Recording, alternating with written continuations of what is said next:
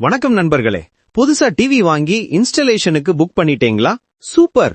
ஆனா டெக்னீஷியன் வர்றதுக்கு முன்னாடி உங்க வீட்டுல சில முக்கியமான விஷயங்களை நீங்க தயார் பண்ணி வைக்கணும். அத பத்தி தான் இந்த வீடியோல பார்க்க போறோம். இதெல்லாம் சரியா இருந்தா இன்ஸ்டலேஷன் ரொம்ப சுலபமா சீக்கிரமா முடிஞ்சிரும். முதல்ல டிவி டெலிவரி ஆனதும் பாக்ஸ நல்லா செக் பண்ணுங்க. ஏதாவது டேமேஜ் இருக்கான்னு பாருங்க. பாக்ஸ் மேல இருக்கிற மாடல் நம்பரும் நீங்க ஆர்டர் பண்ண மாடல் நம்பரும் ஒண்ணுதான்னு உறுதிப்படுத்திக்கோங்க. அதுக்கப்புறம் டெலிவரி பர்சன் முன்னாடியே பாக்ஸ ஓபன் பண்ணி ஸ்கிரீன்ல எந்த விதமான கிராக் அல்லது டேமேஜ் இல்லைன்னு செக் பண்ணிக்கோங்க. இந்த பேசிக் செக் பண்ணாம இன்ஸ்டலேஷன் புக் பண்ணாதீங்க. அடுத்தது பிளக் பாயிண்ட். நீங்க டிவியை எந்த உயரத்துல மாட்ட போறீங்களோ அதுக்கு ஏத்த மாதிரி பிளக் பாயிண்ட் இருக்கணும். எக்ஸ்டென்ஷன் வேர் யூஸ் பண்றத கண்டிப்பா தவிர்த்துருங்க. அது சேஃப்டிக்கு நல்லதில்ல. ஒரு முக்கியமான விஷயம், எலக்ட்ரிக் வேலைகள் எதுவும் இன்ஸ்டலேஷன் டீமோட பொறுப்பு இல்ல.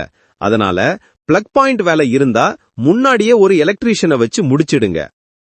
நீங்க வால் மவுண்ட் பண்ண போறீங்கன்னா உங்க வீட்டு சுவர் ரொம்ப ஸ்ட்ராங்கா இருக்கணும். சுவர்ல விரிசல் இருக்கக்கூடாது. அது ஒரு ஹாலோ சுவர், அதாவது உள்ளீடு இல்லாத சுவரா இருக்கக்கூடாது. அப்படி இருந்தா டிவி மாற்றுறதுக்கு சேஃப் இல்லை.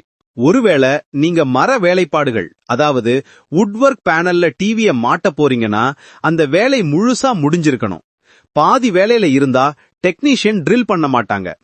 டெக்னீஷியன் உங்களுக்கு கால் பண்ணும்போது உங்களுக்கு என்ன மாதிரி ஸ்டாண்ட் வேணும்னு தெளிவா சொல்லிடுங்க.